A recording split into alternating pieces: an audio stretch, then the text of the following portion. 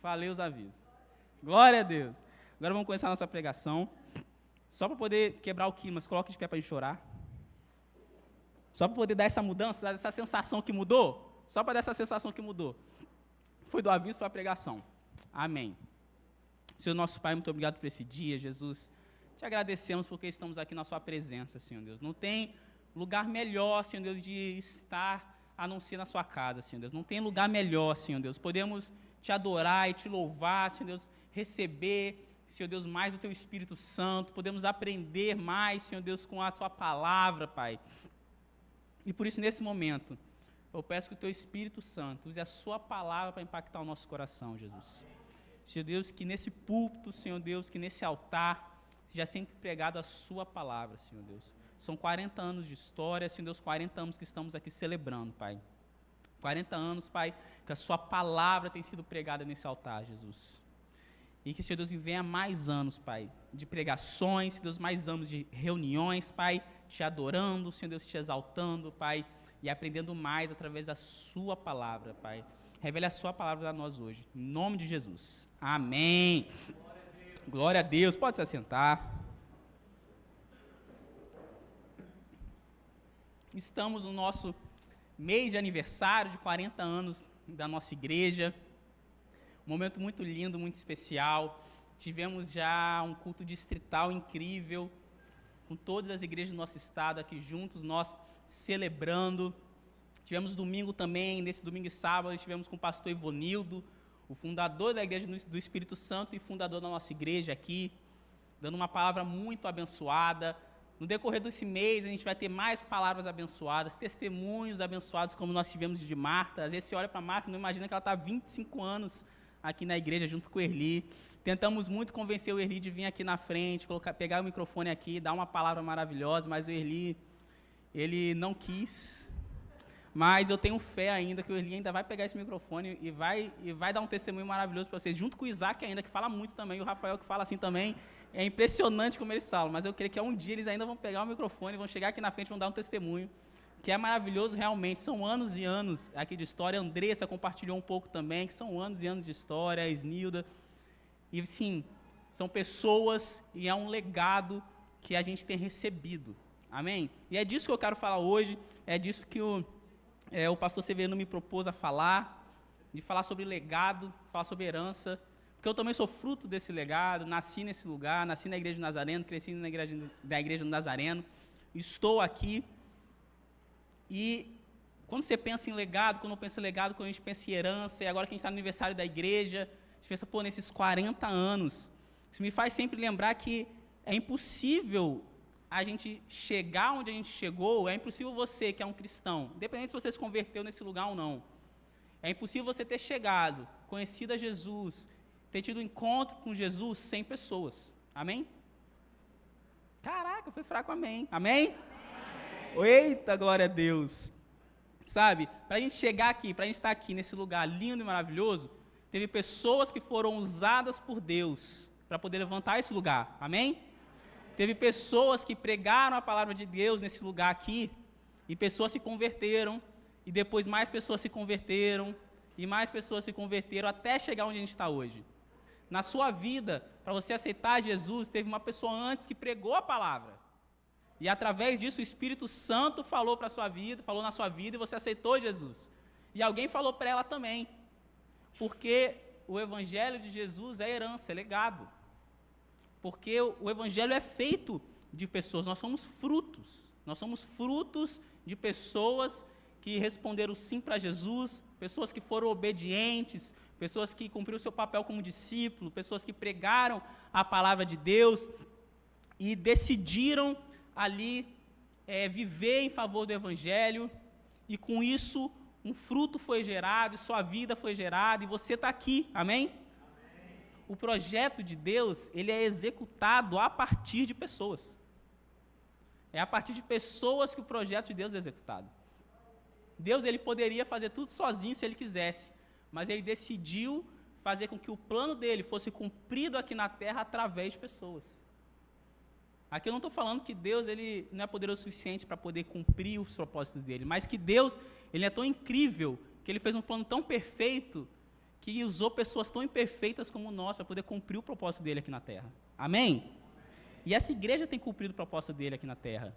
Desde o pastor Francisco, desde o pastor Ivanildo, agora com o pastor Severino, e tantas pessoas, tantos missionários, sabe? Nós vamos ter aqui pessoas que não estão mais aqui, mas que foram convertidos na Igreja do Nazareno, como vai ter aqui o pastor Nelson Júnior. Às vezes todo mundo já, quase todo cristão conhece o pastor Nelson Júnior, e não imagina que ele se converteu na Igreja do Nazareno, e aqui. E daí partiu para o mundo pregando o Evangelho. E isso foi graças a pessoas que responderam o sim. Os frutos em Deus são frutos eternos. É uma herança para próximas gerações. O que a gente está fazendo aqui hoje, o que a gente está construindo aqui hoje, é um alicerce que, em nome de Jesus, vai permanecer para próximas gerações. Foi um alicerce que foi firme o suficiente para que nós chegássemos aqui e estivéssemos aqui hoje, nesse domingo, cultuando ao Senhor, podendo adorar ao Senhor em espírito e em verdade, e em nome de Jesus vai ser um alicerce que a gente vai permanecer firme para as próximas gerações. Amém? Através de Jesus a gente vai conseguir com que esse legado permaneça. O pastor Ivanildo, ele contou a história até da construção dessa igreja, não sei se você estava aqui, eu acho sempre muito legal, incrível, como que essas pouquíssimas pessoas foram movidas por fé e compraram o terreno dessa igreja há tanto tempo atrás. Se você tem curiosidade, depois pergunta para o meu pai, para ele te levar na sala dele, que tem uma placa até hoje, do Trabalho e Testemunha, que é um programa da nossa igreja, que existe até hoje, Trabalho e Testemunha, onde pessoas ofertam e pessoas são levadas a ajudar alguma igreja, a construir alguma igreja, ajudar com um projeto social de alguma igreja. E esse trabalho com uma igreja do Nazareno lá da Califórnia, ficou sabendo do pastor Ivanildo e levantou essa igreja junto com ele, há muito tempo atrás. Essas pessoas não têm, às vezes, nem ideia, ou os filhos dela não têm ideia da quantidade de pessoas que elas abençoaram através desse passo de fé, através da sua oferta, fazendo com que essa igreja fosse levantada tanto tempo atrás. Mas isso foi passado como herança, isso foi passado como legado. E o que você está fazendo hoje é um legado. E através do legado de Jesus, eu quero te levar a entender o seu papel como discípulo. E a pastora Andréia foi muito feliz aqui em falar que quando ela estava lá orando, ela falou, eu ia orar pedindo para os outros, para a sua bênção, para a sua vida, mas Deus está me levando para falar, para a gente esvaziar. E vamos falar para que Deus use a nossa vida, para que Deus nos encha, para que Deus tome controle. Amém? E é isso que eu quero falar hoje. Um legado e uma herança em Jesus só é possível se a gente realmente se torna um verdadeiro discípulo de Jesus. Jesus, ele tem frutos separados para você. Jesus tem uma herança que ele quer gerar através da sua vida. Tem frutos que necessitam ser gerados através da sua vida. Mas isso só vai acontecer quando você entender o seu papel como discípulo e como você entender a importância que é o seu serviço na casa do Senhor, a importância que é o seu serviço às pessoas. Amém? Porque existe um legado e um fruto separado para você. Vamos abrir a Bíblia em João 17. João 17, a partir do verso 13. João 17, a partir do verso 13. Vou ler aqui, na minha versão é NAA, só para caso você se confunda aí. Vou ler na NAA. E aqui, esse João 17 é a oração sacerdotal de Jesus, famosa oração de Jesus. É um momento onde Jesus já estava no final da vida dele, Jesus já sabia que daqui a pouco tempo ele ia morrer na cruz por nós, então ele faz uma oração pelos discípulos dele. E olha o que diz a partir do verso 13. Mas agora vou para junto de ti, isto falo no mundo para que eles tenham a minha alegria completa em si mesmos. Eu lhes tenho dado a tua palavra, e o mundo os odiou, porque eles não são do mundo, como também eu não sou.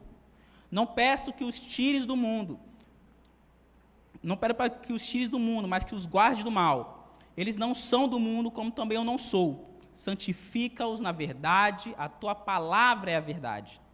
Assim como tu me enviastes ao mundo, também eu os enviei ao mundo.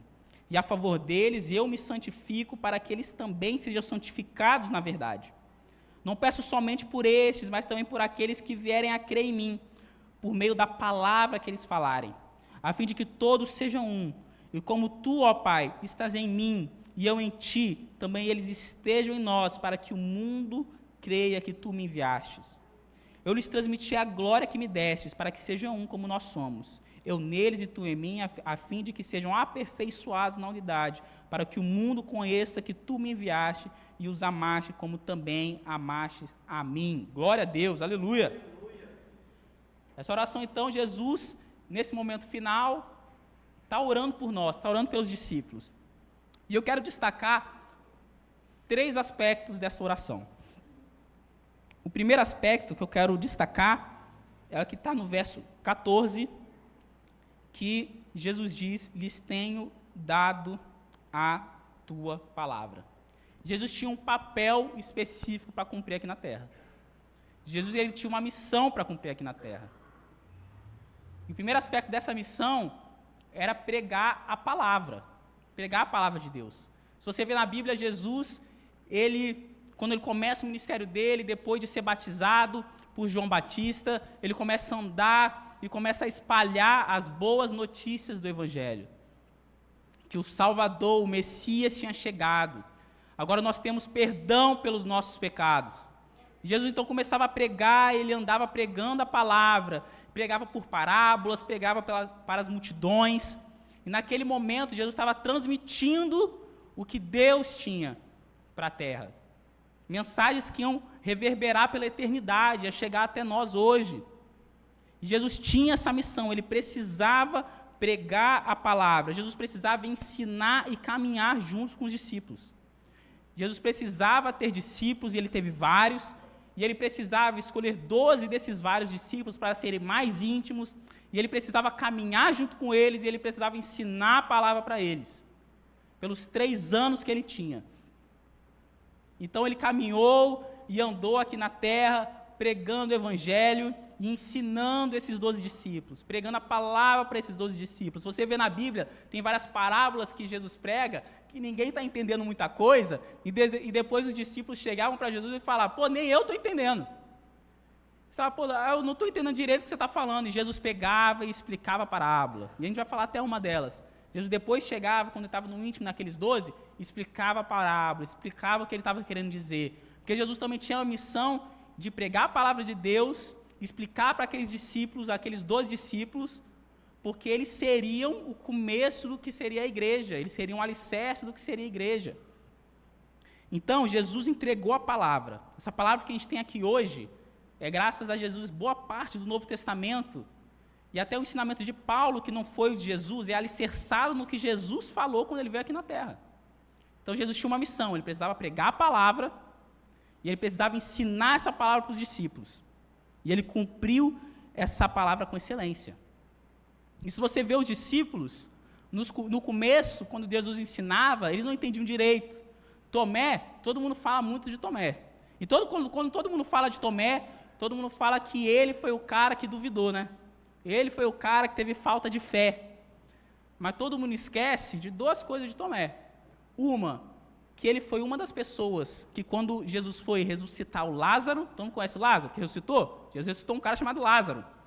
Ele foi o único que chegou, e quando Jesus falou que ia lá ressuscitar o Lázaro, e eles sabiam que lá era um território onde os fariseus estavam querendo perseguir Jesus, e ele chegou e falou, Jesus, você está querendo ir para lá, para onde podem te matar?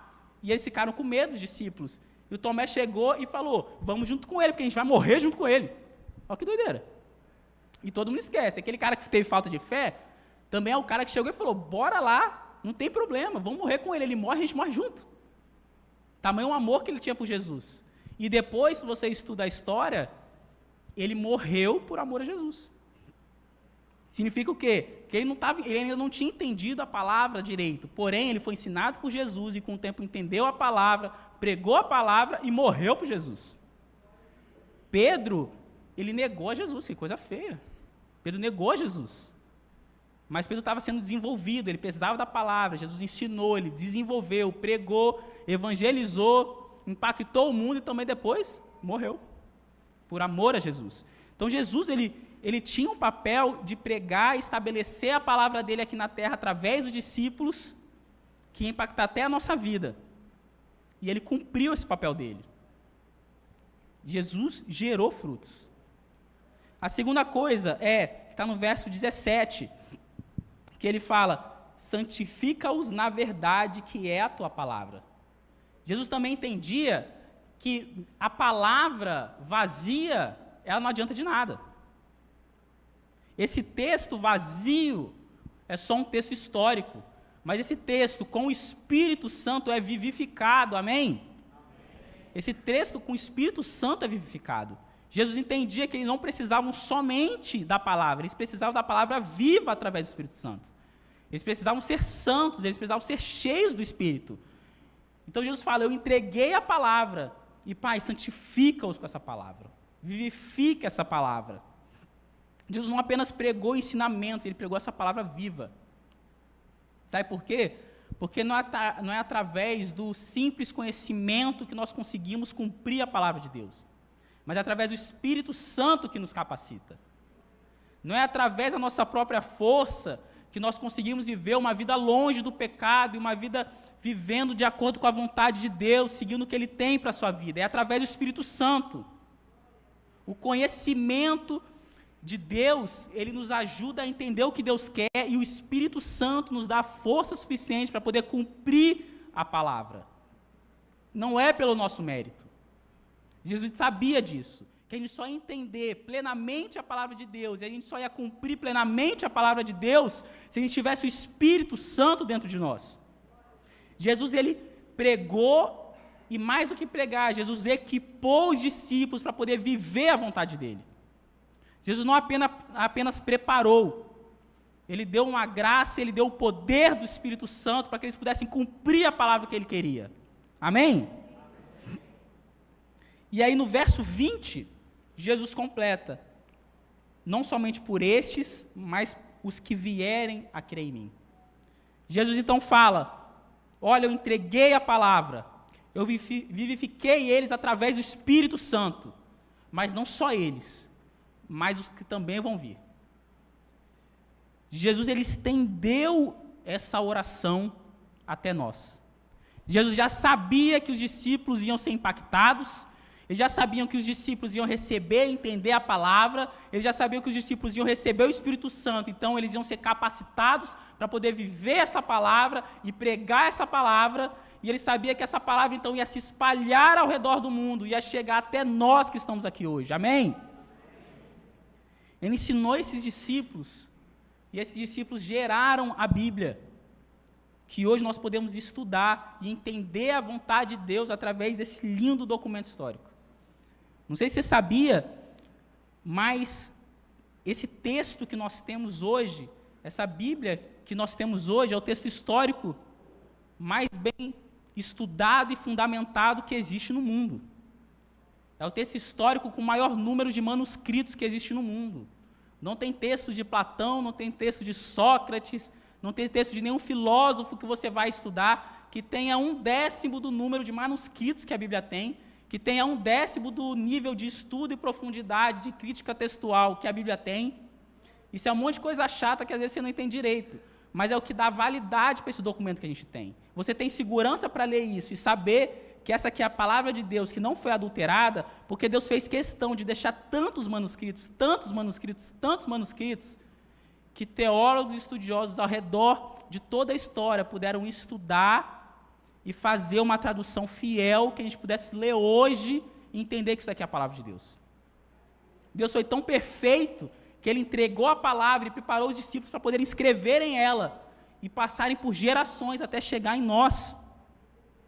E Ele enviou o Espírito Santo para que a gente pudesse viver isso hoje. O legado de Jesus, então, ele é uma linda frutificação.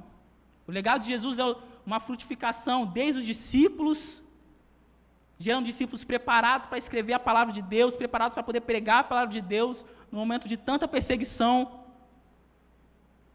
Frutos que então geraram a próxima geração de discípulos. Se você for ler Timóteo, se você for ler, e você vai ler sobre João Marcos na Bíblia, Priscila e Áquila, você vai ver na Bíblia.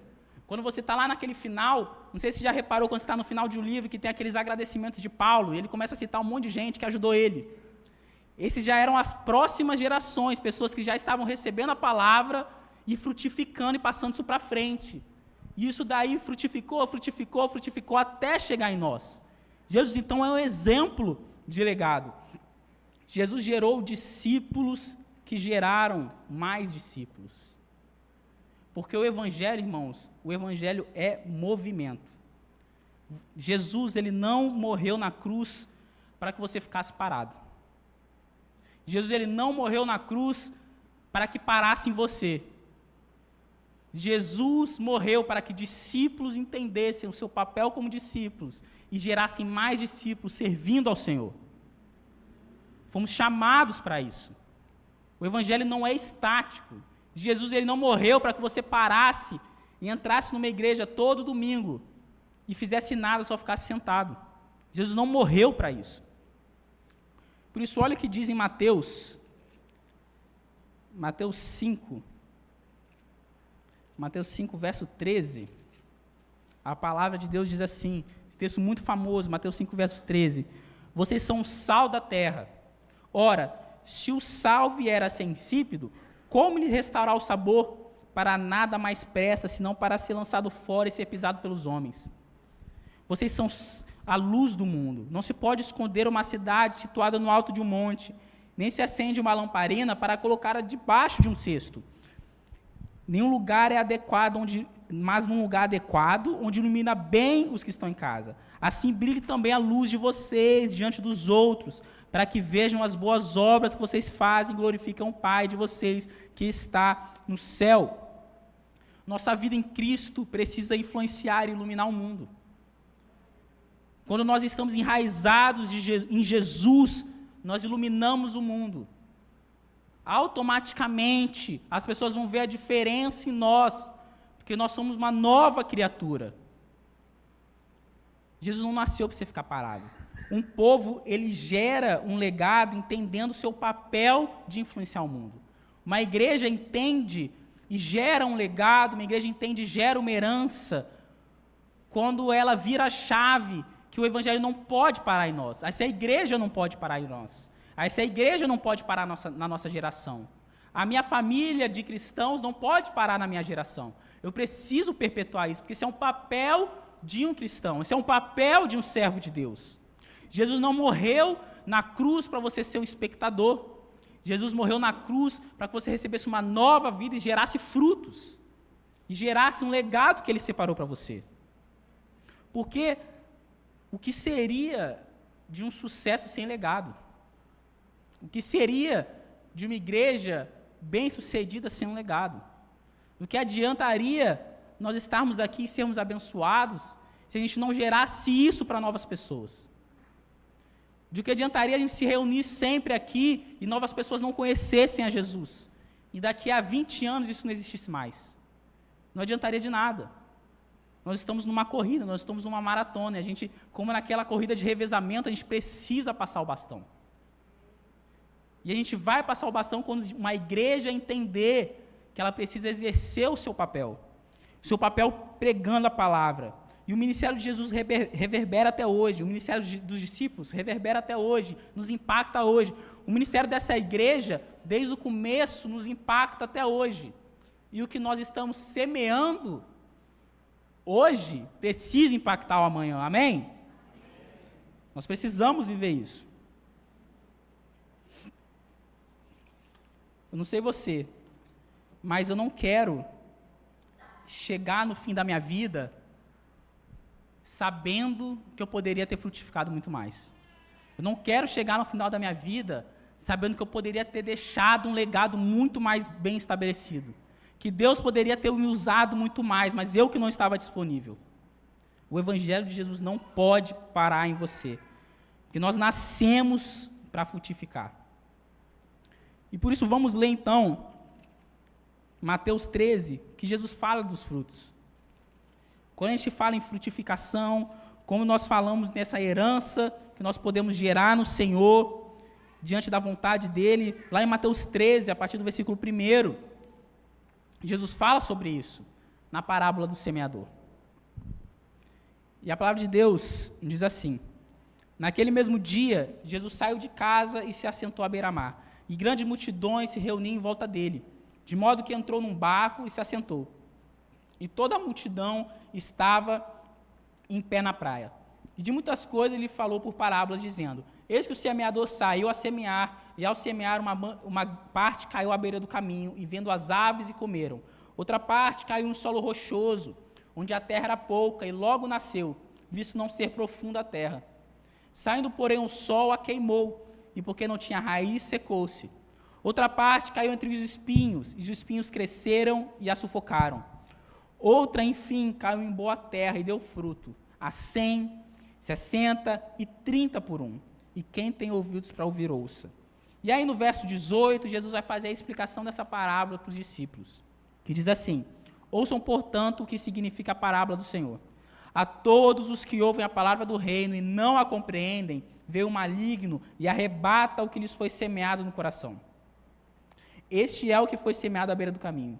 O que foi semeado em solo rochoso, esse é o que ouve a palavra e logo recebe com alegria, mas ele não tem raiz em si mesmo, sendo de pouca duração. Quando chega a angústia, a perseguição por causa da palavra, logo se escandaliza. O que foi semeado entre os espinhos é o que ouve a palavra, porém as preocupações desse mundo e a fascinação das riquezas sufocam a palavra, ela fica infrutífera. Mas o que foi semeado em boa terra é o que ouve a palavra e a compreende.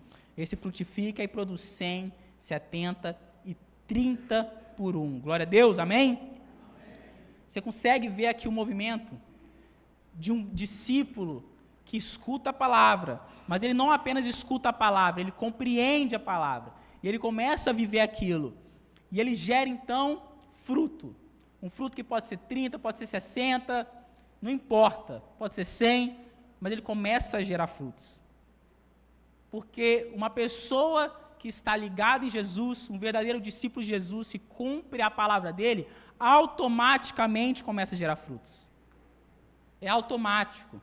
Às vezes as pessoas leem esse texto e falam: nossa Deus, será que eu estou gerando fruto? O que eu estou fazendo? Nossa, que resultado eu estou gerando? Não sei, às vezes não entendo direito que fruto é esse.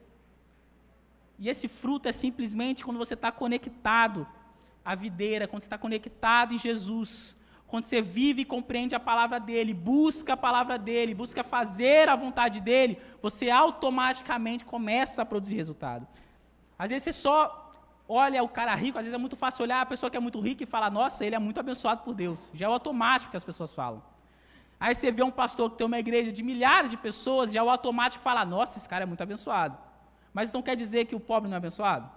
Então quer dizer um cara que é um pastor de uma igreja pequena, ele não é abençoado? Não. Se você está conectado na videira, e se você busca fazer a vontade de Deus, você já está gerando frutos. Colocamos às vezes o nosso padrão humano de sucesso como fosse o de Deus. Colocamos o Deus numa caixinha pequena, e como se um legado e a herança que Deus te deu, os dons que Deus te deu, fosse muito pequeno para que você pudesse exercer o ministério. Irmão, sucesso é cumprir o que Deus tem para a minha vida. Isso é sucesso.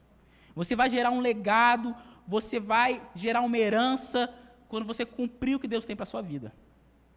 Nós temos aqui os obreiros incríveis aqui, ó, o Severinho, o Adroaldo está lá atrás, então, tem até roupinha, os caras são chiques, né, pastor Ronaldo?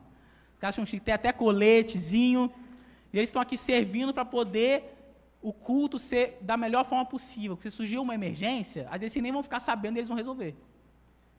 Aqui hoje a gente tem a chance de não ter muitas crianças aqui rodando, às vezes gritando muito, porque tem gente lá em cima dando uma palavra específica para as crianças. Você tem um louvor que você pode adorar a Deus e ser impactado através do Espírito Santo, através de canções, porque tem pessoas aqui se disponibilizando a ensaiar e dar o seu melhor para poder adorar. E aqui a gente pode dar vários exemplos. O meu som aqui, essa minha voz horrível, está menos horrível porque o Erli e o Isaac estão tentando fazer de tudo para amenizar isso. E quando eles estão servindo a casa do Senhor, dando o seu melhor para o Senhor, cumprindo o chamado que eles têm para a vida deles, eles estão já gerando frutos. Sabe por quê? Porque se uma pessoa vier aqui e aceitar Jesus, eles fazem parte disso. Não é o pastor que é incrível, que tem uma palavra incrível e levantou a mão super poderosa, enviou um jato de unção, um sopro de unção, a pessoa se converteu e é graças a ele. Não, é o Espírito Santo que está usando a igreja inteira. Então, quando você está servindo aqui a casa do Senhor, fazendo o que Deus separou para você, você está gerando frutos, você está gerando legado, você está gerando uma herança. Porque você está cumprindo o que Deus tem para a sua vida. E por isso que eu acho incrível que Jesus fez questão de colocar quantidade. Fala, por que Jesus coloca quantidade? Qual é a necessidade de ele falar, em vez de falar só, vai gerar fruto, ele falar um para 30, um para 60, um para 100. Porque Deus, ele deu essa distinção para as pessoas. Não é todo pastor que vai ser um pastor de multidões. Tem pastor que vai ser chamado para ser pastor de igreja pequena mesmo. Mas Deus vai usar ele para abençoar aquelas pessoas, e ele vai estar gerando fruto, vai estar gerando legado. Às vezes Deus não te chamou para segurar um microfone, mas Deus te chamou para poder servir a igreja por trás da cortina, como diz o Erli, né, Erli? Amém? Ele deu até amém agora, tá vendo? Ele deu até glória a Deus. Mas às vezes Deus, ele te chamou não para segurar o microfone e vir aqui para o altar, mas para servir a igreja nessas outras coisas que a igreja precisa igual, para que o culto aconteça da melhor maneira. Um culto é porque vocês não notam que vocês estão aqui. Às vezes você está aqui só consumindo um culto, e você não nota que se o Erli e o Isaac não estiver ali, fica uma loucura o culto. Fica uma doideira, mas você não percebe. Se o pastor Ronaldo não está ajeitando as coisas aqui administrativamente da igreja, a loucura que fica, mas às vezes você não percebe. E são pessoas que estão servindo a Deus, dando o seu melhor para o Senhor. Severino e Helena, volta e meia, eu estou aqui na igreja, resolvendo alguma coisa, do nada só escuto o barulho. Eu falei, ih, Severino e Helena estão aqui. Quando vira assim para o lado, está lá os dois, resolvendo alguma coisa. E vocês às vezes nem sabem. Mas são pessoas que estão servindo e dando o seu melhor para o Senhor. E se eu fosse citar aqui o tanto de gente, eu ia pegar uma cadeira, ia sentar e ia ficar até a semana que vem falando.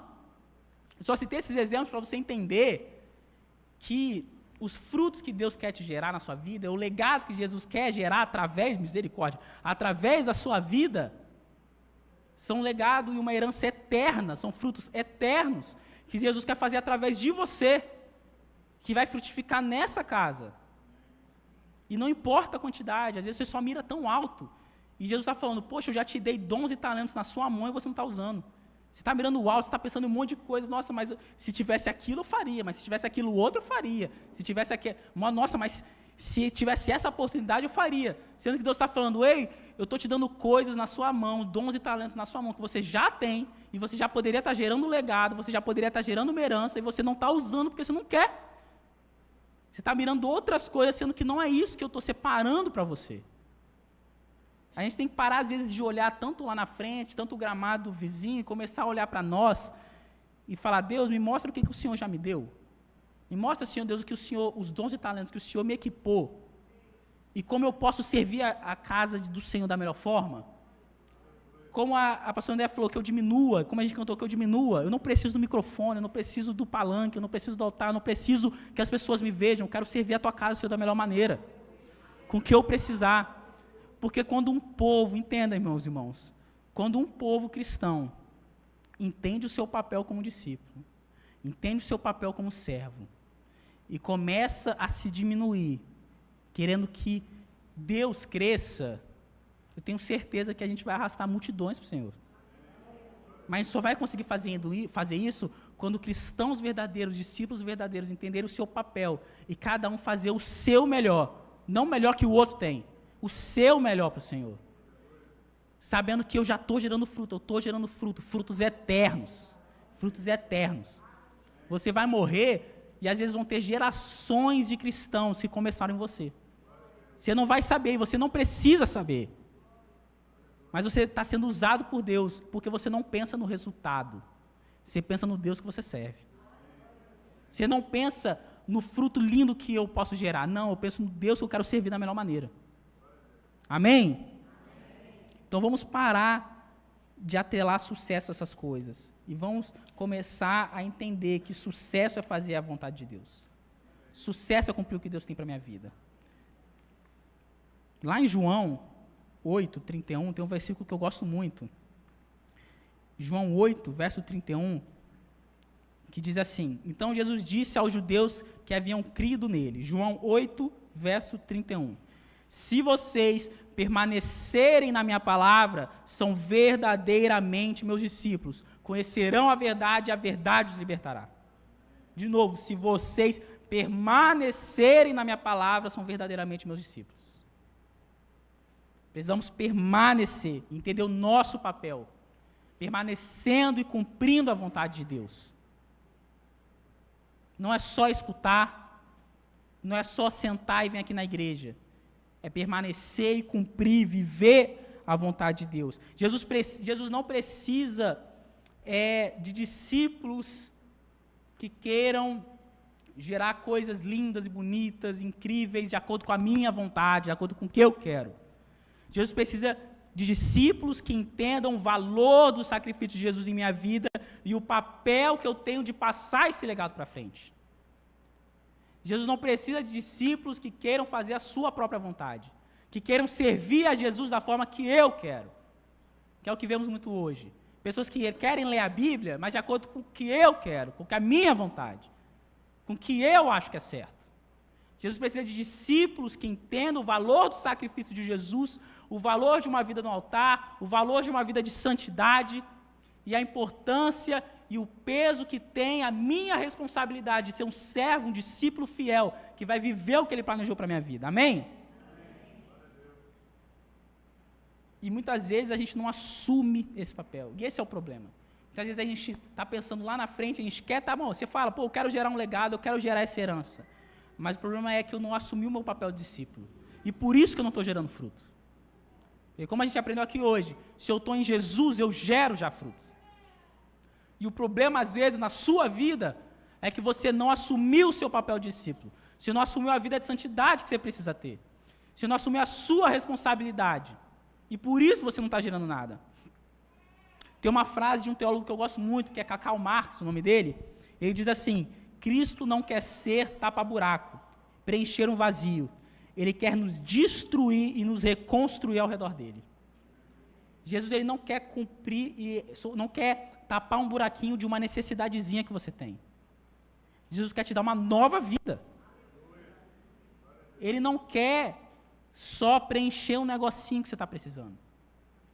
E por isso, muitas vezes, nós vemos pessoas que vêm para a casa de Deus e pedem muito por uma bênção e quando recebe, vai embora.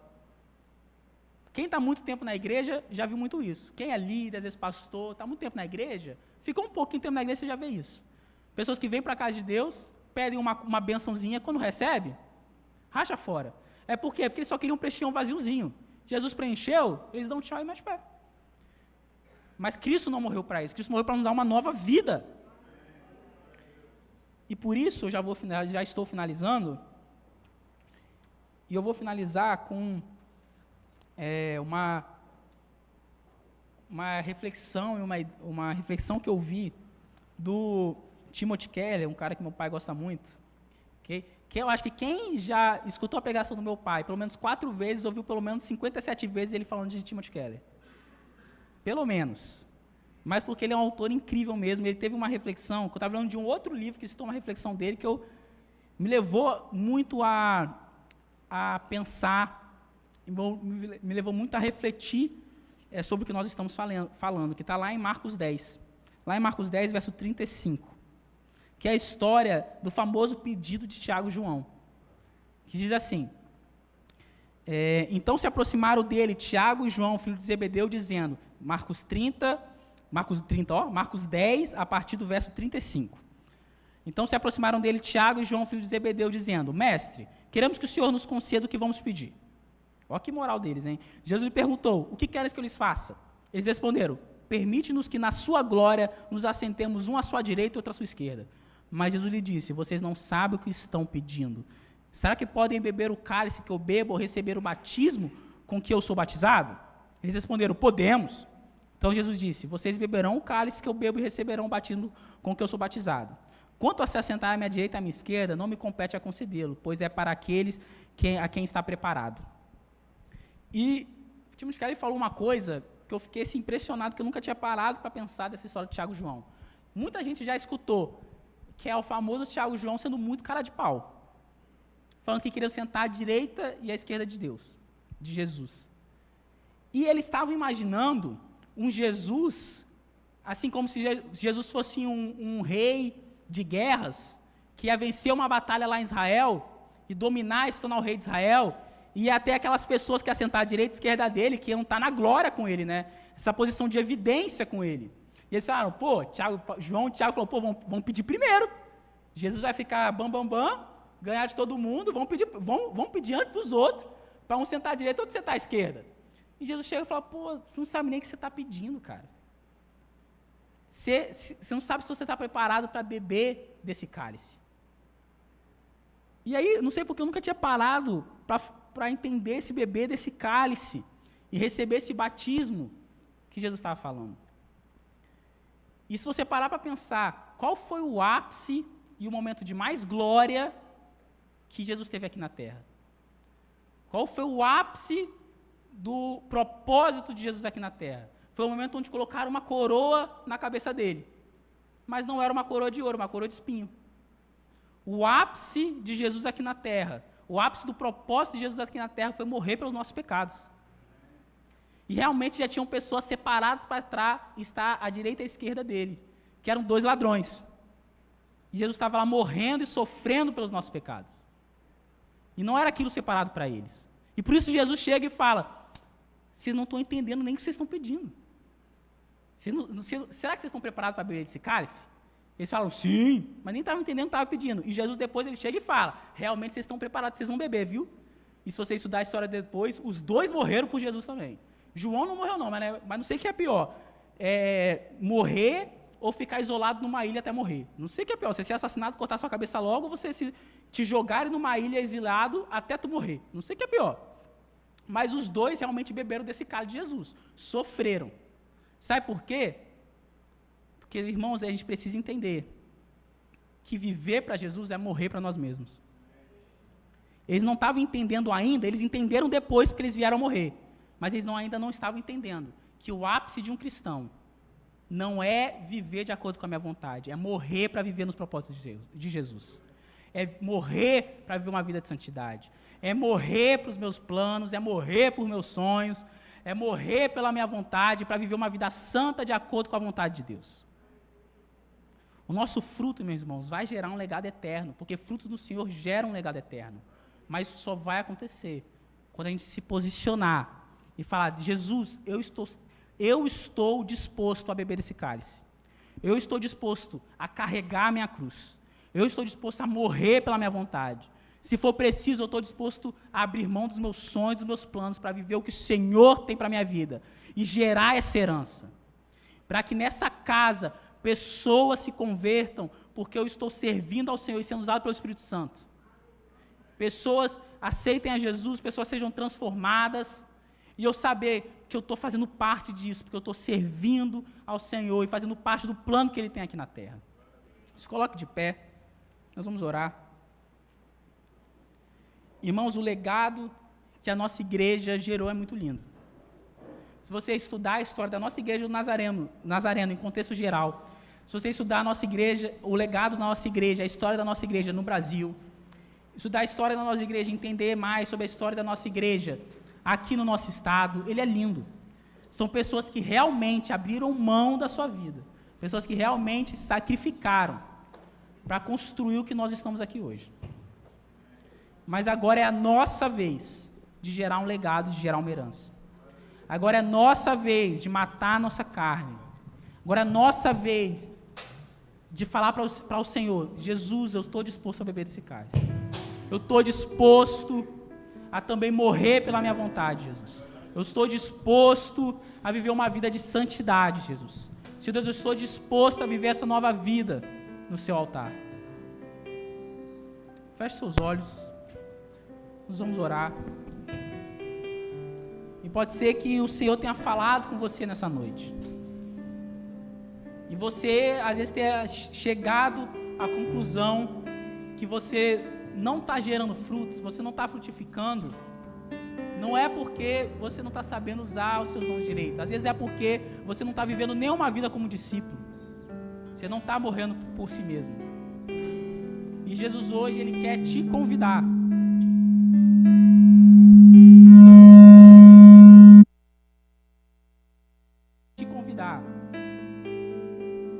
A aceitar verdadeiramente uma vida ao lado dele. Pode ser que você ainda não aceitou verdadeiramente Jesus e hoje é o dia de você se arrepender. Mas pode ser que você está servindo ao Senhor, pode ser que você está louvando ao Senhor, mas você não está usando os seus dons na casa de Deus.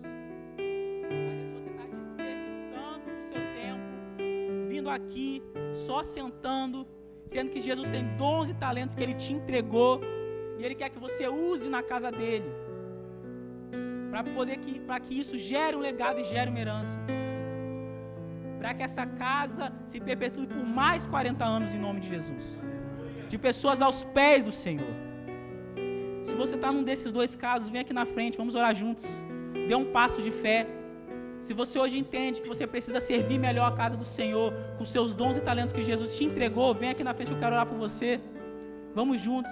Se você precisa, em nome de Jesus, realmente entender seu papel como discípulo, você não tem servido a Deus direito, se não tem buscado a Deus direito, deixa eu orar por você, em nome de Jesus. O Senhor hoje, Ele quer que você entenda que Ele tem um papel para você no meio disso. Jesus, Ele quer que você entenda que Ele te deu sim dons e talentos. Ele quer que você entenda que Ele vê valor na sua vida. E Ele só quer que você enxergue isso agora. Em nome de Jesus. Senhor nosso Pai, te louvamos, Senhor Deus, te agradecemos, Pai. Senhor Deus, nós queremos, Senhor Deus, como igreja, Senhor Deus, agora, Pai, entender, Senhor Deus, e reconhecer, Pai. Senhor Deus, entender e reconhecer o nosso papel como discípulo. Senhor Deus, nos perdoe, Pai. Nos perdoe, Senhor Deus, por muitas vezes não viver verdadeiramente o Seu Evangelho, Pai.